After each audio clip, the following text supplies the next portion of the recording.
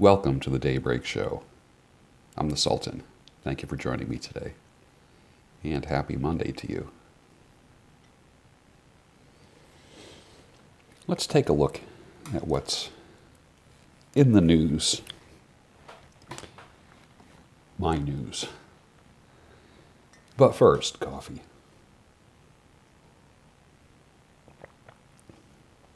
Sumatra. Still looking for that Daybreak sponsor. Is there a coffee company that you know that wants to sponsor this show on a daily basis? Let me know. Young men, when she says, I love you, but I'm not in love with you, it's over. Move on. Save your money and your time for someone who is worth your money and time. Do you know who that is? It's you. Move on. Nature creates such perfect fertilizer in the form of leaves, yet we cart away leaves rather than composting them. Another reason why I'm not in love with suburbia. Give me the nutrient-filled, sour, rotted vegetation. Next time you're in the woods, look down on the ground, grab a handful and smell it. Smell the miracle, smell the beauty of nature. Yet we mow these lawns. We make our yards look like golf courses. Nothing more unnatural than a lawn. Just my opinion. Humans were created to have dominion over the earth, over animals, over plants. Humans are greater than animals. Creation is here for humans to utilize responsibly and enjoy. When you read this, I'm a strong, independent person. I like long walks on the beach, traveling, the housewives, show, and wine. Not looking for a hookup. Looking for friendship first with a generous person and see where it goes. I have a good relationship with my ex. Who wrote this? 21% said a man, 79% said a woman. You probably recognize some of those phrases from your own searching. On my Twitter feed, I posted a picture of my fingerless gloves. I don't have them with me right now. I should show you. They are ideal for outdoor fall and winter pipe smoking. And once you start using the fingerless gloves, you can't go back to regular gloves. I'll show them to you sometime. I have 2 pairs, and I absolutely love them. And it's not just for swiping on your phone and doing things on your phone. It's just, you get to use your fingers. And they're different than the shooter's gloves, which are like big mittens, and then that top folds over to free up your fingers. It's not like that. They're actually gloves where literally the finger stops here and your fingers are free. I love them. Love them. Fascism defined. So let's talk about fascism and nationalism and patriotism. Fascism defined a tendency towards an actual exercise of strong autocratic or dictatorial control. It doesn't exist in the United States. It exists in communist countries, true communist countries. Russia, China, Venezuela. That's true fascism. Nationalism is loving your country. Like in the Olympics. There's nothing wrong with loving your country. Like, I love when we go to the Olympics. You root for America. You love your country. You celebrate when your country wins. It's a good idea. When you go to high school, whatever your mascot is, whatever, like I grew up with, our team was the Warriors. We celebrated. We celebrated our victories. We thought we were the best. And all the cheerleaders had their cheers about being the best and psyching up the other team. There's nothing wrong with that. Although many people would accuse me and many of my colleagues of being alt something, you're an alt douche. If you even use the word alt in anything, you're a douche. Period. You're bored, you don't make enough money, you don't have enough sex, and you have no purpose in life. Everyone needs to narrow their message and narrow their market. Whatever business you're in, you can't reach everybody. You can't. Narrow it. Narrow it.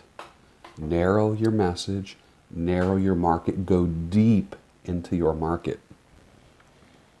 Whatever you're doing, one of your biggest problems in business is that you're trying to reach everybody. Can't happen, won't happen. No matter what you do, you're going to be throwing money away. It's easier to reach that one person. And you know who I'm talking about. You're sitting right there, you have a business. I'm not talking to 80,000 people right now, I'm talking to you. You're sitting with me across the table from me, having coffee with me.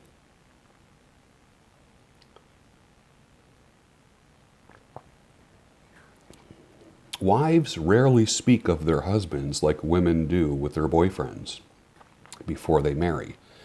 Women are all in when it comes to beta males or the social retard with money.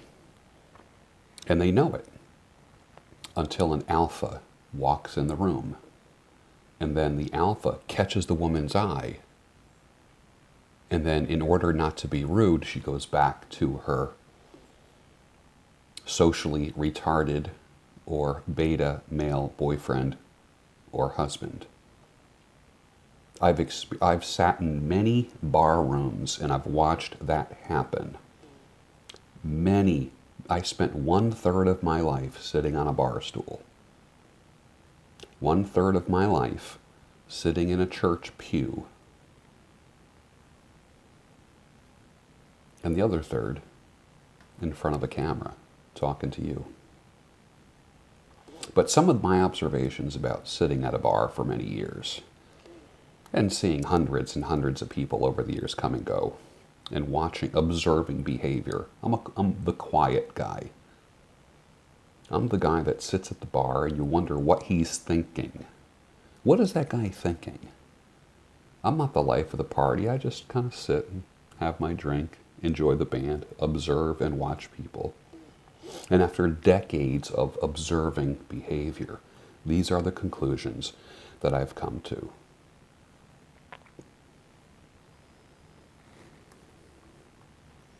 Many people are addicted to disappointment, so they aim low.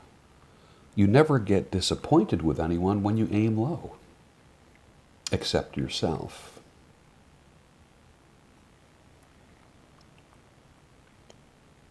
Rescue a pet, smoke a pipe, have a tea, coffee, an adult beverage. Write a paragraph or two every night or every morning, or every night and every morning. Just a paragraph. A dog at your feet, a cat on your lap. And guess what? You will have your first book done in 1 year. Publish it on Amazon. Publish it on Smashwords. A year is going to go by anyways, so why not do it? Send me a draft. I'll read it. I'll let you know what I think. You can do it. Just write your first book. Only in Washington, D.C. can a man get up, say nothing, and then other men disagree with him for 3 hours. Milton Berle. Oh, I've never been to Spain, but I kind of like the music. They say the ladies are insane there, and they sure know how to use it. Three Dog Night, 1971. Has anyone ever gotten into Blackadder, the BBC series with Rowan Atkinson and some others. Unbelievable. Some of the best writing ever. Getting enough sleep can be your singular competitive advantage. Always get enough sleep.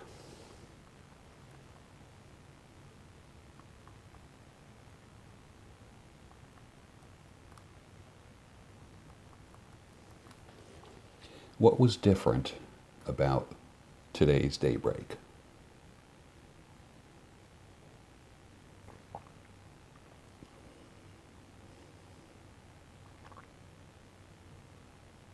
Tell me, right down below, what was different about this morning's daybreak?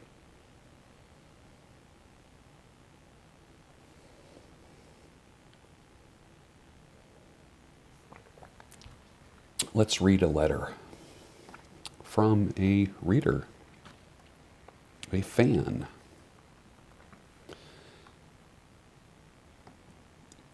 You know, I get up early. What time is it now? It's 5:23 now. I got up at 3:50 a.m. And I still got a whole lot of sleep because I went to bed early.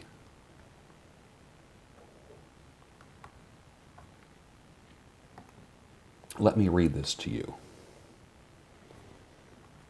I have watched a handful of your videos. I started about a week ago. A week ago, my now ex-girlfriend broke up with me, and I'm keeping this person anonymous. I don't try not to give any personally identifiable information. When people send me letters and emails, unless they come right out and say, you can say my name or reveal personal things, I try to keep people anonymous. A week ago, my now ex-girlfriend broke up with me. I devoted everything to her and thought she was the one, even imagining children together. Of course, now I see how stupid it was for me to put all that faith in a person. Our falling out happened because of a number of factors. She was extremely busy considering she's in 2 schools, 3 bands, and a sorority. I saw when she did have time, she wouldn't give me a second thought. We talked every night that we weren't together. But for the past few days we were dating, she barely even contacted me.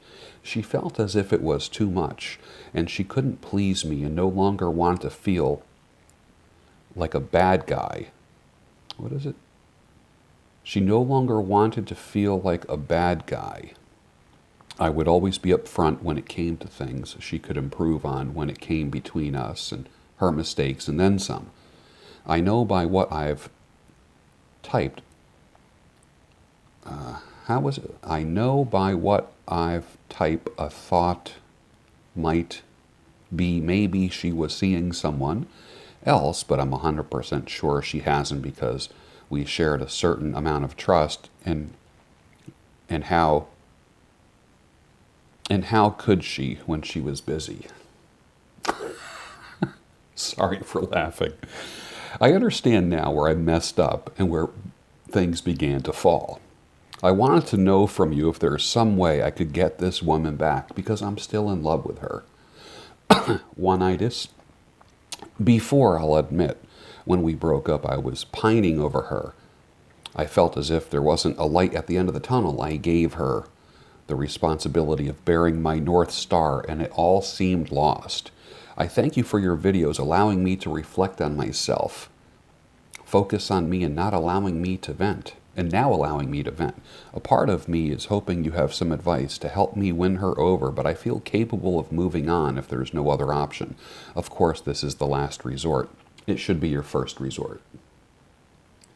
But at the moment, I feel like it's best to be friends than none at all. Wrong. She's not saying that about you. Hit the road. If you're not banging her, you are her brother or her girlfriend. That's all. Period. In hopes to stay together. If it doesn't work, I feel like I will be self-destructive. If it doesn't work, I feel like I will be self-destructive. You don't know what you think. 1 second you just told me you'll be okay. Next minute you just said, if it doesn't work, I'll be self-destructive. What is it? Let me know your thoughts. P.S. Even after the breakup, she told me she still loves me but didn't want a relationship anymore. We still keep in contact. It's also important for me to note that I was recently unemployed, so I have more time than usual. An ideal mind is a dangerous place to be left alone. Thanks for reading. Hopefully you can get back to me. This is a classic case of one-itis, a classic case of a man not creating options for himself. Create not an escape hatch. And we, in the dating and the young man world, we call it plate spinning. Always be increasing your options. How can you grow if you're just focusing on one person? You grow by having a number of experiences. This is what we call one-itis. If a man says, I don't know what I can do, I don't know what I would do without her, or I can't live without her, then what happens is when she's gone, guess what? He won't know what to do without her, and he can't live without her. This is why men commit suicide 5 times more than women, and 70% of all men who do commit suicide do it because of relationship issues. Men have fallen away from what a real man is. There is a crisis in masculinity and manhood, and it's been happening for about a good 40 years now. 4 decades. You fall for a woman. You give everything to her. And this is not, I'm not slamming women in any way, because I love women. I have a daughter, and I want the best for her as well, and my sons as well. But if you put all your chips on one hand of cards, guess what? You can lose everything. And when you do that in a relationship, you're in trouble. You are no longer allowed to put all your energies on one person. You're not. And it's not about not having faith. It's not about having, you're not being deceitful in any way to the other person. You're being true to yourself. Never lose yourself in order to gain another. From all the things that I've taught you, how would you counsel or guide this person who wrote this email to me this morning? And think about this. I have 80 more of these to go through. 80. Before the sun even comes up. That's why I try to address issues with broad strokes, because I can't possibly return 80 emails.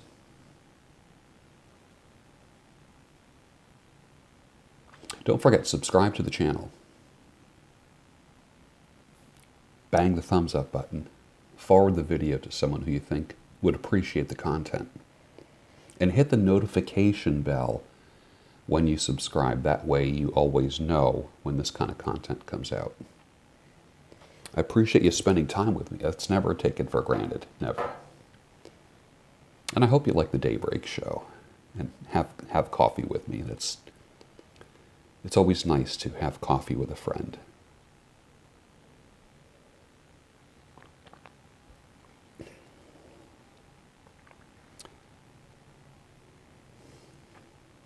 I hope the best for you.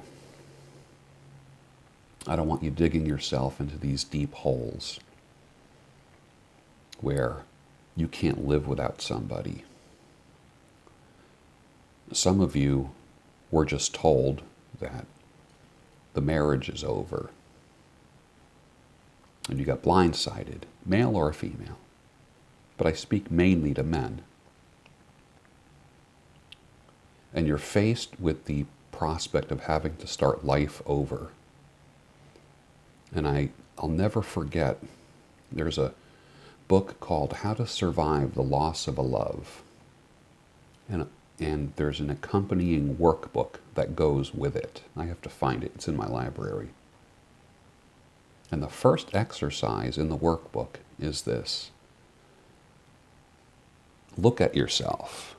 Touch yourself. Move. Observe your hands. Look at your face. Look at your mouth moving. You're sitting up.